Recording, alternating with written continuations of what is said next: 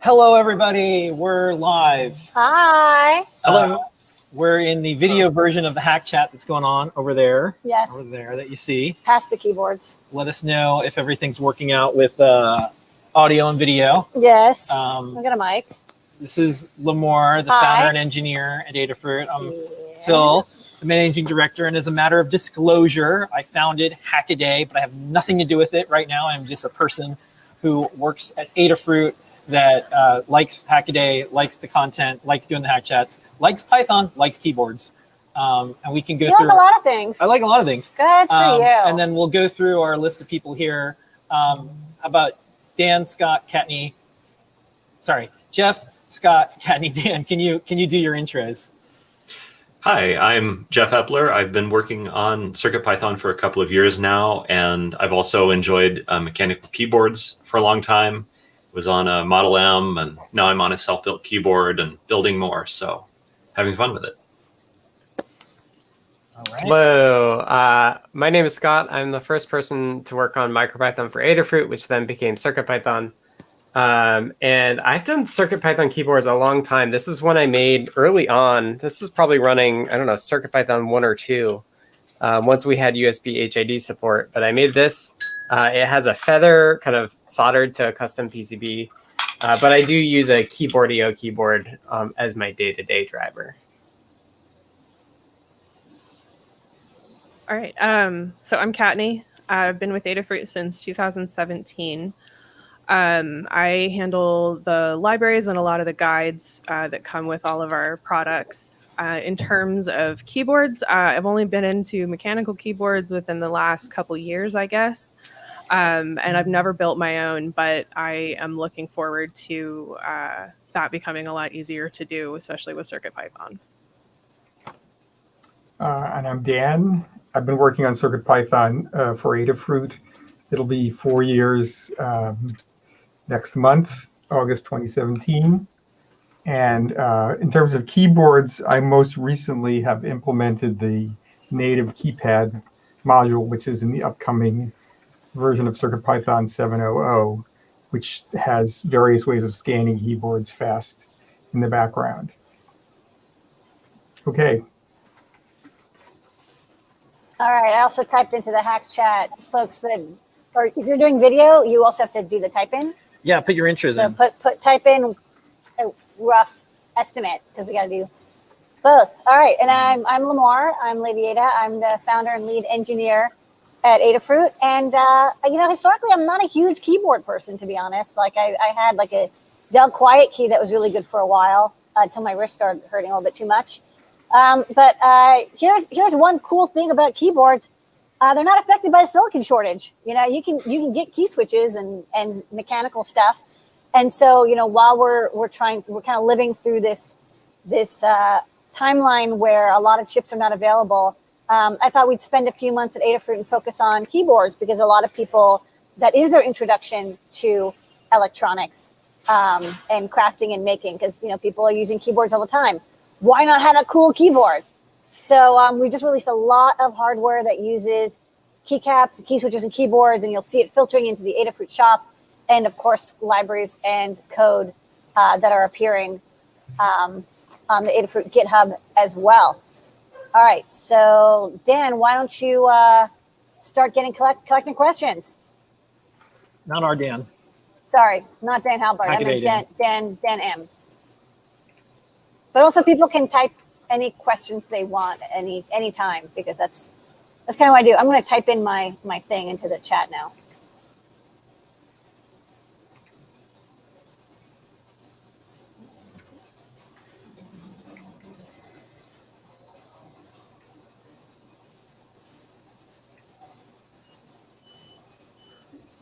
Yeah, and if there are no questions, we'll help kick it off too. Like, why would you?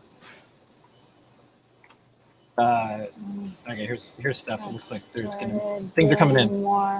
Yeah, well, what I was just typing into the chat was what I like about the way this is working in CircuitPython is actually coding your whole keyboard from top to bottom is really short now. I mean, a program like KMK or QMK is really intimidating, and what you have to write in CircuitPython feels a lot less intimidating to me. So thanks for writing those modules, Dan. It helped bridge a gap that we needed to fill. All right, we got some questions. Aren't there some chips and keyboards that could be in short supply? And then, so why would someone want to make their own keyboard?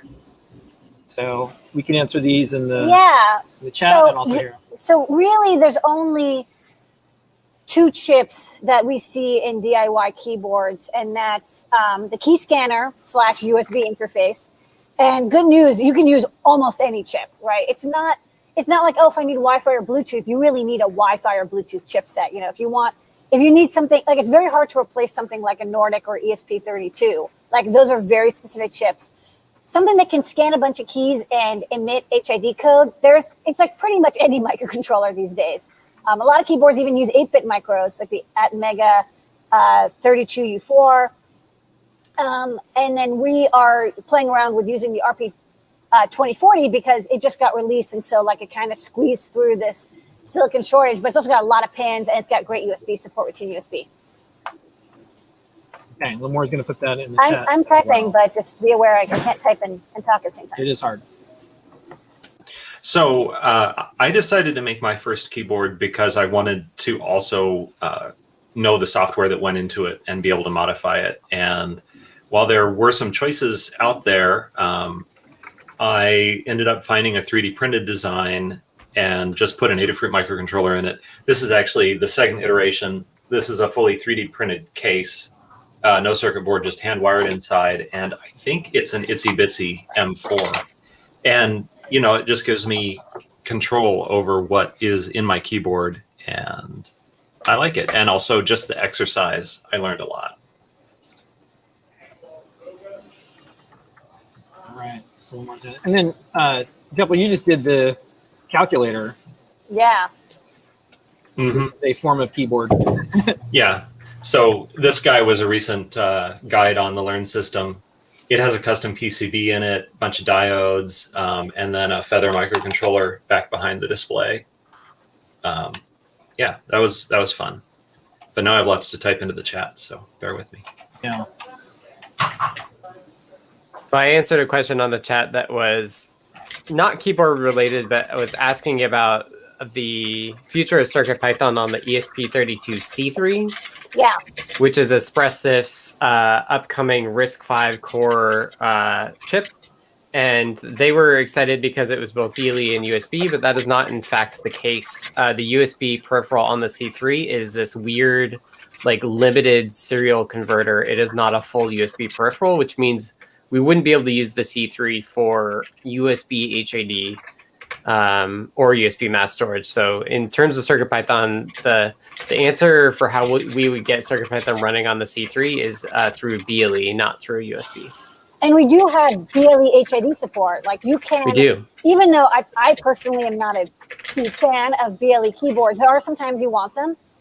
So if you're using one of our native Bluetooth CircuitPython board, actually even the UART friend can do HID. So, but the NR52840 of course supports it wonderfully. And then, Dan, we didn't get BLE Classic working or BLE HID working on the ESP32S2, right? That was the ESP32 Airlift, I think. It's only,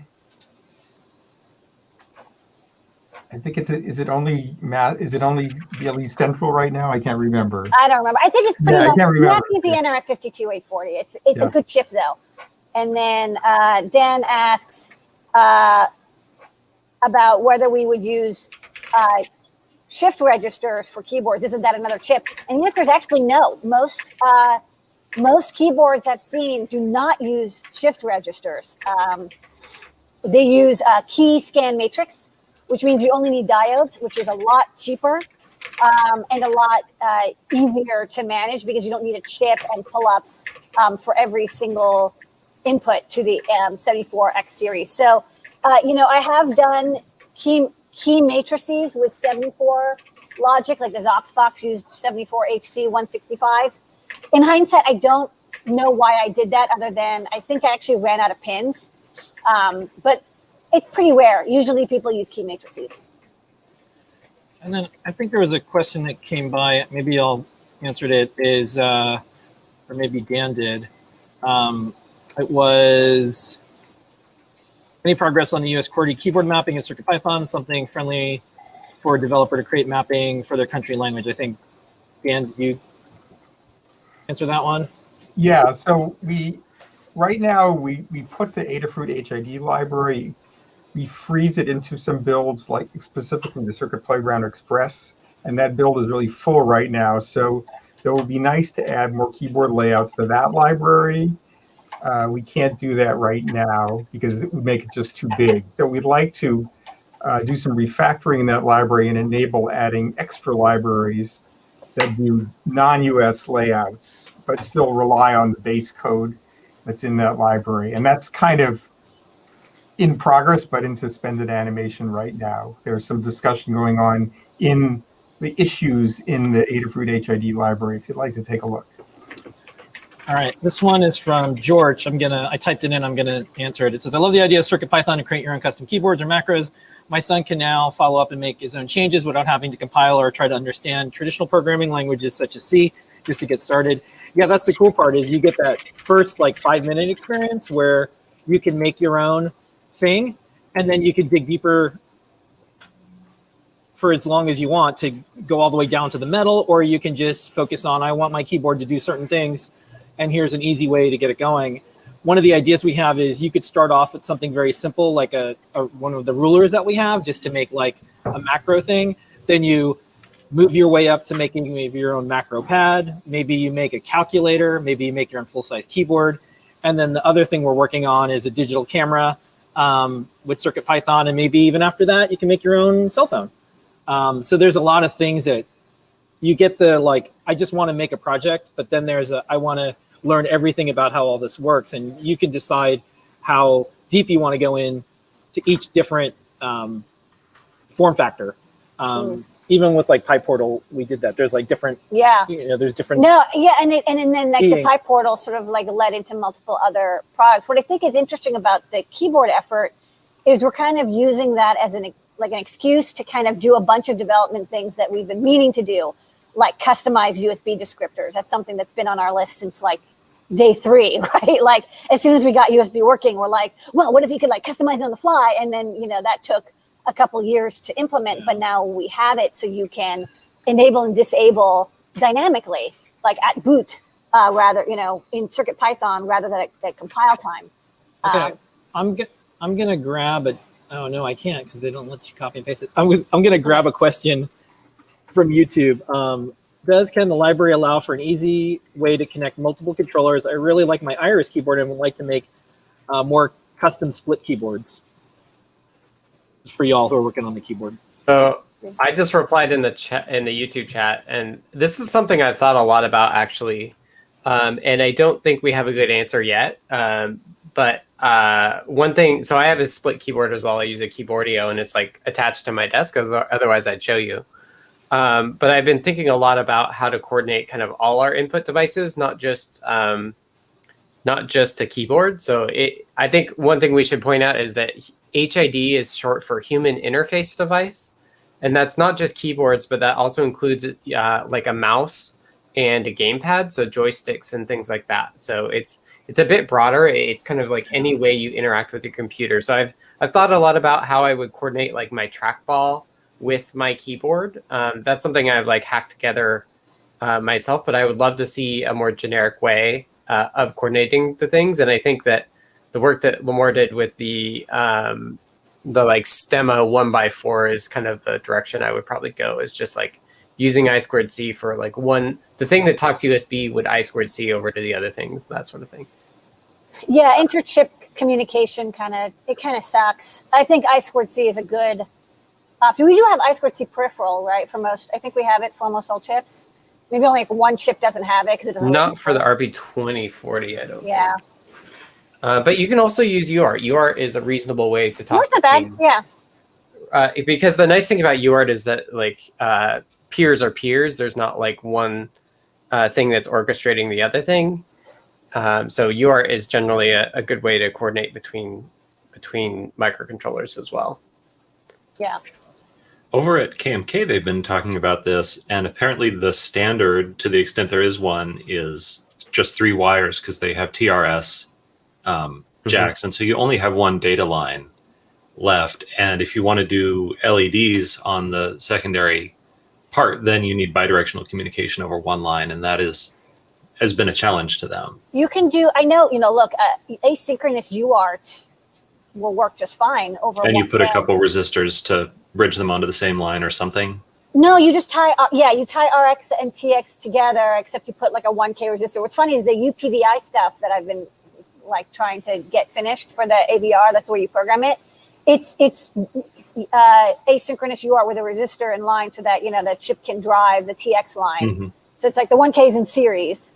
Honestly, I would just use a TRS connector, right? I mean, like, they exist and they're inexpensive and they're common. So like this is where I would say like a hardware fix would be better, because then you could use either UART or I2C. Mm-hmm. Another one that came in is from Thomas in the hack chat. Random thought: HID gateway bridge to which the key presses events can be sent via UART or other ways. The same interface for USB and Bluetooth chips. So that one out. Actually, while we're doing this too, hey Katney, you've been doing a bunch of guides for the macro pad. What was the latest one that you did? The latest one I wrote code for was actually one that was a 3D printing project with Braille keycaps. Right, that's the one we released today. Yeah, and the code lights up each key that you press and also plays a tone. So if you perhaps can't read the things on the display all that well, you can associate the key with the tone, and it just provides another level of accessibility to it. All right, David asks, how flexible is that USB HID descriptor feature? Dan, why don't you answer? Wait, Dan's distracted by his family or cat. All right, bye, Dan. But basically, Dan replies yes. So the custom HID descriptor feature is fully complete. Like, you can really do anything you want. The challenge is you will have to figure out what that descriptor is. And like, from the experiences I've had, it's kind of a pain in the ass to like determine what the descriptor is supposed to be, unless you can like sniff it from an existing USB device. So that part's annoying, but you can type it in. Check out the Microsoft dial, which I thought was a good example because it's simple. It's just like a rotary encoder and then a button, I think, or 2 buttons. So it's a good example. What about software that looks at a VID and PID pair? I mean, that still won't work. What do you mean? Right? Like, Well, if it says, oh, this isn't a my vendor ID device, so I'm not going to use it. Or is that uncommon? It's a little uncommon, to be honest. Usually they don't do that kind of filtering. They just look for the HID device that matches. So far, I think, Dan, for the Microsoft Dial, we didn't have to match their PID, right? I'm pretty sure you use the VID PID that you got. That's right. It Yeah. doesn't really matter, right? As long as the HID descriptor is what they expect, then that's fine. Yeah, the only time I've ever seen something, I have seen things locked to PIDs, but it's rare, and it's not for HID devices. Let's put it that way. Actually, a fun story from the past, and tell me if I got this right. Palm wanted to have music show up on their Palm devices, and they wanted to use iTunes, so they had their Palm device show up as an iPod, and the VID PID, and Apple said you cannot call your Palm iPod. And that was one of the times. Did I recant that story? That was, I think, one of that was like the first time it really became an issue. I know that there's a couple other times. I remember I was spoofing something, and I remember that I had to spoof the VID PID because I remember doing it. I just don't recall what device it was, but it was. This is a long time ago. It wasn't an HID descriptor thing, really. Usually, because it's risky. Because oftentimes, if a company has, something that's an HID descriptor, they want other companies to make accessories for their products. They don't usually do locking. Oh, what's Great. 2009, Hackaday has a Palm Pre iPod spoofing confirmed. So Thanks, Jepler. I don't think I wrote Yeah, this. so you can find the details. Some site called Hackaday wrote about it. Yeah. You know what's funny is I'm just like, well, 2009, I'm like, where was I? Was I still doing stuff with Hackaday then? Okay, so I'm going to put this in the chat. This is cool. I will say that there are some devices that look like kind of like HID devices, like an Xbox controller. That's not really. It's like its own proprietary thing. So, you know, those are much harder to emulate, and we are not trying to emulate those. Yeah, like we have PS2 support, but only for reading PS2. I don't think we have a PS2 emitter. Right, Scott? Or do we have a... We only have reading PS2. Or, I don't know. The implementation we have in CircuitPython is different than the implementation that I used when I was doing PS2 input. Yeah. But I don't know what this person means by analog keyboard. I would assume it means PS2, but maybe not. They mean for the like Mac Plus? Well, no, like somebody in the chat is saying, like, has anyone made an analog keyboard? No, that's what I'm saying. It's like, maybe...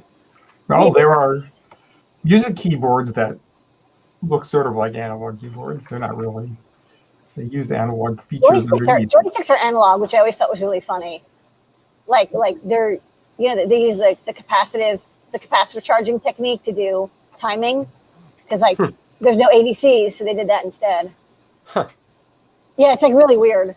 Like it's definitely weirder than, like, you'd think it would have been like an analog digital converter, but it's not. They actually did capacitive charging timing, and I think it probably went into like, what's it called, a comparator. Let's also remind people, like, keyboard could mean music keyboard too. We're talking about typing keyboards, but there are uses. We have a brand new project, for instance, that's sending MIDI stuff using our macro pad, new macro pad. And so think about keyboard in the broadest sense. We have capabilities, the same keypad scanning code being used for MIDI keyboards as for typing keyboards. Yeah. I think even JP, his project, his Ableton Live controller, use pure MIDI, because that's actually the way you send and receive commands. And so you send the MIDI commands from the key presses, but on the other side, the LEDs are controlled over like MIDI CC or sysx messages as well. So, lots of music software can be automated and controlled with MIDI as well. Okay, we don't have a lot of questions. You want me to show off some hardware maybe? Because we're getting close to the end. So let's show off some hardware. We're going to go to our overhead screen. Well, I'm going to zoom this out, okay? You're going to zoom out. And I'm going to show off this. All right, you want me to plug this in, right? Yeah, plug it in. World premiere. So this is... This is 16 years in the making. Yeah, so we've got, this is, one of our... Move it over a little bit. What do you mean move it over? So it's like more in the center. And I'm gonna move this off. Oh yeah, Phil, you should switch to you being the main video. Oh man. The Shipu says "embiggen." Yeah. There you go. Yeah. Okay, so when I started Hackaday, I had this like Hackaday manifesto of all these things that I wanted to do, and one of them was a Hackaday keycap. It was 16 years ago; it just wasn't really possible. There was other things like calendars and events and learning systems, so you could tell I have the same bag of tricks wherever I go and what I want to do. But we made just a few. I wanted to send these to the Hackaday staff, and I sent a note to Dan and said, "Hey, can we give some of these away?" So this is, I think, the first time we showed them off. They're never going to be for sale. This is just a fun thing that we made while we're making custom keycaps. Okay, can I zoom out? Yeah, zoom out. I accidentally left the little UI element on the overhead. I'll get rid of that later. Well, whatever. Nobody can tell. I can tell. All right.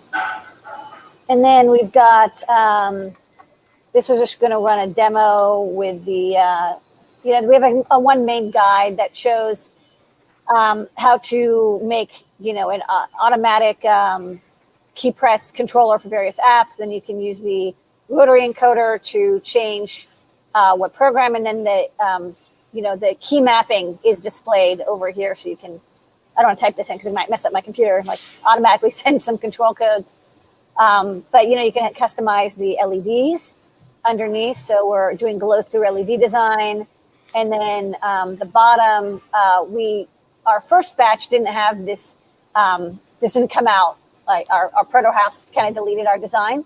That's okay. But the second revision has this cool like Voyager space disc copper etching into the PCB and some great silkscreen art as well. So we think, it's like if you're going to have a keyboard, you might as well have some cool artwork to go with it. One person asked, and I answered in the chat, can you share where we got these keycaps? If the design partner we have is okay with it, then we can. But how we have to work now is we'll ask before here's their contact information, because they'll get a bunch of inquiries. They may or may not want to do it. They really like to have people they already do stuff with. So if they say yes, we'll say, here you go, and show you how to get a hold of them. Yeah, and then this is a breakout board that we just made. So this is a snap apart ortholinear key matrix. So each key is a diode matrix. So you've got the columns and the rows over here, and then there's these little snap apart bridges that you can just cut open with diagonal cutters or your hands if you're strong, and socketed keys. I really like these key sockets because I think letting people easily swap out keys is pretty nice, because people have different desires for keys. They don't want to solder them, and the key sockets are inexpensive. They're only they're basically pennies a piece. So you can, and we'll have these on our site later, but we have an Adafruit keycap. No, they're on the site now. They're on the site now. Yeah. We have the community-made open source hardware logo, the gear logo that you've probably seen around. And we also, This is the Adafruit logo. Even though it's not the Oshawa logo, we donate and sponsor the Open Source Hardware Association and the Open Hardware Summit. And what we'll do is we'll continue to donate some of the sales from that key, even though it's not the logo. Yeah, hold on. Let me get the Adafruit one. So here we have a little Adafruit one. Yay. So there you go. Super. I love these etched through keycaps. I think they're so cool looking, because I think a lot of people have, a lot of people do have these pudding caps. These glow through types. So I thought this is like a nice little add-on where you can. It's just custom etched through with like a fiber laser. But we found a keycap maker that were like, okay, if we send you the art, you'll just make it for us. And they're like, yeah, sure, send whatever. As long as the art is, of course, monochromatic and pretty, crisp, and large, it comes out quite nicely. So this is kind of my favorite new thing is custom etched keycaps. Yeah. So for folks trying to fill out the form, give it another shot. There is a permission error. Yeah. And I'll say this on video, and then I'll put it in the chat. When Hackaday picks you as a winner and I send you a keycap, I will never do anything with your address or email or anything, but I do need that eventually to send it to you. If it's international, It's physical. Yeah, if it's international, we'll call it a gift because that's what it is. And just know that international shipping on things is getting more difficult for stuff. There's always like a tax or fee, but this is just like a little tiny keycap. But just know that we would never do anything like sign you up for newsletters. I'm going to destroy the emails and addresses the second I send it out. I hope that, let me type that in too. All right, cool. All right, last shot for questions, folks, because we're rolling out.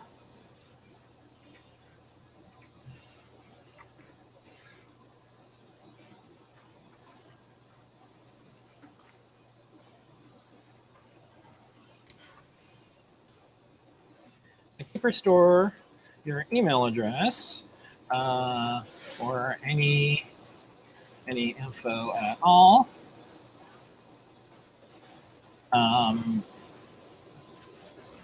Yeah, you know, one side note. So when we started Adafruit Daily, which is our newsletter thing, a lot of folks were testing to see if like it was connected to Adafruit Store in any way. So they would make up, you know, like an address that would like Adafruit Daily newsletter plus you could do that trick with Gmail, and we've never spammed anyone. So it's been, you know, How do 7 you years scroll?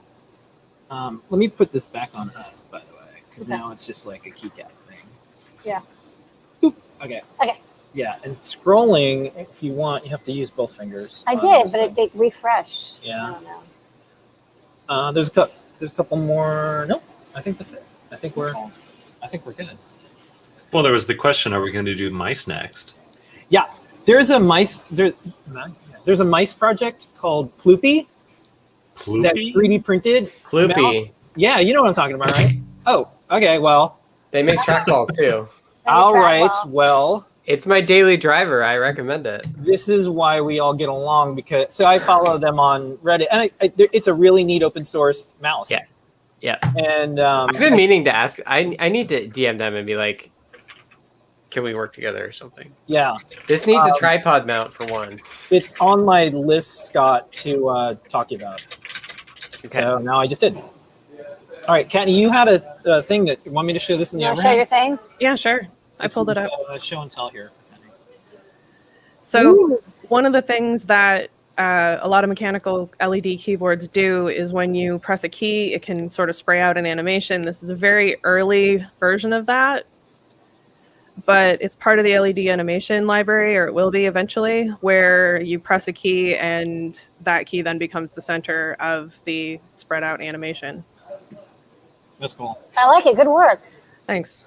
Did y'all see the flippy dot thing where that's just making the rounds, where it looks like it's pouring in and it's making the sounds as well? You know what I'm talking about? I haven't heard of that. All right, I sent it to one of our team members to blog it, so you'll see it soon. It's those flippy dots that make a noise when they flip. They're like the train terminal ones, and I guess someone coded it up so it looks like you pour the liquid in, and it's making the swooshy things, but it's doing with the numbers. I don't know what you're talking about, but I just sounds realized cool. that would have been the hardest Pictionary one to do. So I know what you're talking about. I saw it go by. yeah, Okay, well, thanks, everybody. I think that's it. Yay. Let's, let me ask Dan. Okay. Thanks, I everyone. think we're done. Flippy dot, yeah, Keep flip that. on matrix scanning and keeping. Let's see if he's going to do the winners now. You're gonna do the winners. We do have a Discord server as well. If folks have more questions for us. We do. Oh, he's going to do the drawing now. Okay, here we go. How many are we giving away? 10. Okay. I'm going to, Free key caps. Free key caps. yeah. And you're I going hope Dan is like, I win all 10 of them. this is what they're going to win. Here, How else would you make a keyboard? that's what you're going to win. And these are the most limited thing I can think of, because this is it. Yeah, we're not making more of these. This was a one I don't- shot deal. Unless Hackaday wants to sell or give them away. They can do it, of course.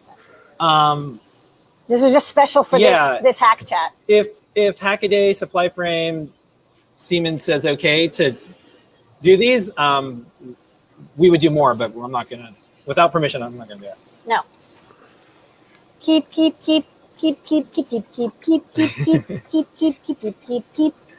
Is that our new song? Keep. All right. I think it could be.